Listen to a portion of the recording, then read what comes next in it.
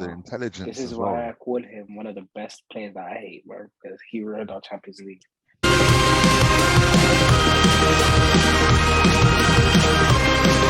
I still remember those early 2004, 2005 games of Eto'o, Ronaldinho coming through, and they were on the cusp of doing something great. And then in 2006, they won the Champions League. And my pick is from that Barcelona 2006 team. He came off the bench, and he's the top scorer for Celtic. He's one of the most iconic Swedish strikers of all time. Ronaldinho has said is one of his favorite teammates ever. Thierry said is one of the most intelligent players he's ever played with. Frank brought him off the bench against 10-man Arsenal, and he assisted both goals in the 2006 final. And he had one of the best ever 3-month loan spells at Manchester United. Hated and loved him. Mr. Henrik Larsson. Legend. Mr. Henrik Larsson is the guy. One of my favorite players ever.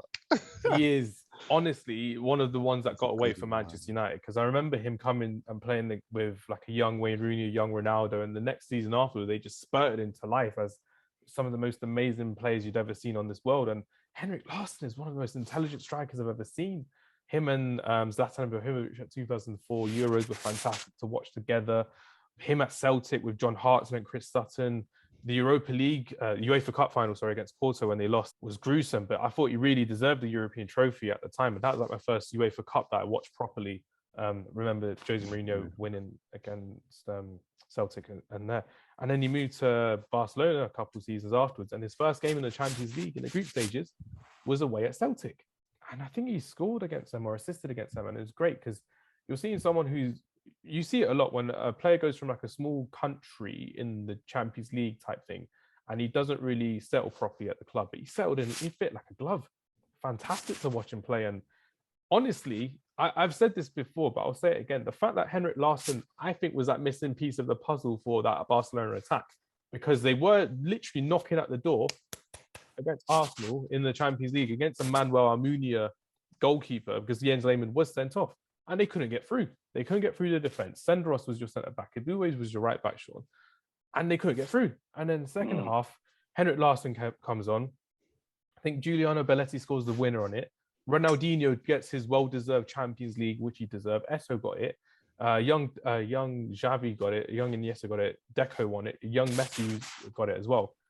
And I think that was all due to Henrik Larsson coming off the bench. He was the game changer in that, and he did change the game. He was fantastic, and it was one of those people that, because he wasn't a flashy striker, he wasn't a main man at a big club, he's a main man at a small club, people overlook him. But for me personally, I'll never forget Henrik Larsson. I think he's one of the most amazing strikers that, if any young player out here is listening to this podcast and you want to learn how to be a top striker, look at Henrik Larsson's movements, look at the way he observes the game as a striker.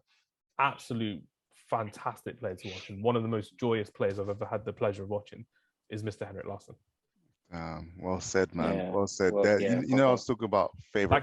That came from the heart. That came from the heart. I felt that. Mm. You know, I was talking about favorite players like from young, and you might not even might have inconspicuous reasons as to why they're your favorite.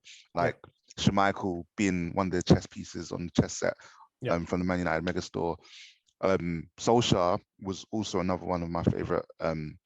But Larsson, not even. It was the dreadlocks, like when he was running with obviously the green and white for Celtic, every week I'd see him on, whether it was like Scottish Premier League highlights, I don't know, BBC News or something like that. Yeah, banging in a goal, all types of goals, like, you know what I mean? It was just so effortless to him. And even on his highlight reel, it's the same. And he had a nasty leg break as well. I remember that. People forget that. He was out for like a year with that leg break.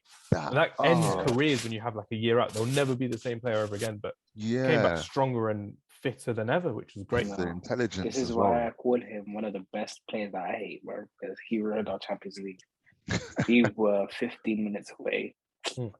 And he ruined it. And with him afterwards in the celebrations, he was like just shrugging his shoulders and like just he wasn't even madly celebrating like the rest of the Barcelona. So it is what it is. Henrik Larsson. I love that guy, man.